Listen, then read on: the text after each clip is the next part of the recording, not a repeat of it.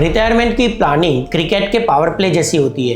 पहले 10 ओवर में जितने रन बना लिए, आगे की गेम उतनी स्मूथ हो सकती है। मैं आपको आज 10 माइलस्टोन जो आपको सिक्योर रिटायरमेंट की तरफ ले जाएगा वो बात करूंगा। जितनी जल्दी इन्वेस्टमेंट करना चालू करोगे उतना कंपाउंडिंग का ज्यादा फायदा होगा। ये एक एग्जांपल है।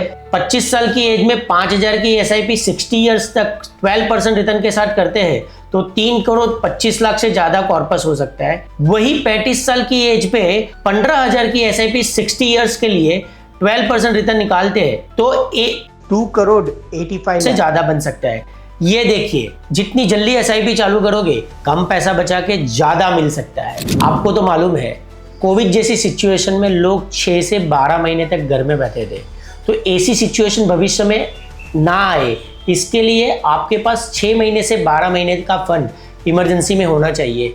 म्यूचुअल फंड का लिक्विड फंड या बैंक एफडी एक बेस्ट ऑप्शन हो सकता है। एसेट एलोकेशन काफी जरूरी है। इक्विटी, डेट, गोल्ड सब में बैलेंस जरूरी है। जितना टाइम है उतनी इक्विटी एक्सपोजर ले सकते हैं। 45 की एज के बाद एक कंजर्वेटिव अप्रोच ले सकते हो। 100 minus age is equal to equity allocation, एक ये फॉर्मूला यूज कर सकते हो। आपको तो मालूम ही है कि इंडिया में मेडिकल इन्फ्लेशन 14% से भी ज्यादा है, तो day by day medical cost ज्यादा हो सकता है। तो एटलीस्ट 10 से 20 लाख का हेल्थ इंश्योरेंस लेके रखिए। अब जब भी कोई भी प्लानिंग करो तो रिटायरमेंट से पहले home loan, car loan, credit card loan या पर्सनल लोन आप अपनी सब पेड कर लो, क्योंकि रिटायरमेंट के बाद कोई भी लोन का बर्डन आप पे नहीं होना चाहिए। रिटायरमेंट के बाद कोई भी एक इनकम पे डिपेंडेंट ना रहो।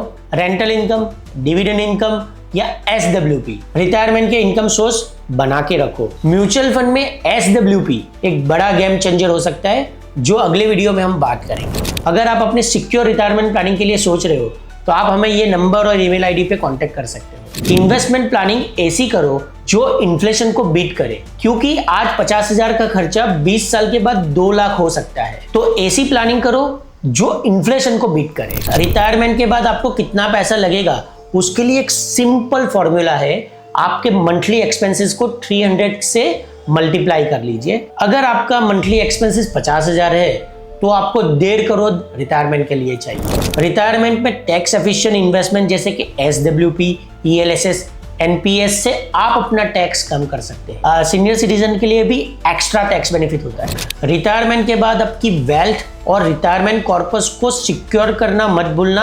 आपकी रिटायरमेंट के बाद आपकी वेल्थ और रिटायरमेंट कॉर्पस आपके फैमिली के लिए इजी बनाना जरूरी है। इसीलिए आपको विल और नॉमिनी अपडेट करना जरूरी है। ये 10 माइलस्टोन अपने रिटायरमेंट के लिए फॉलो कर लिए तो आपकी लाइफ स्ट्रेस फ्री और वैकेशन जैसी लगेगी।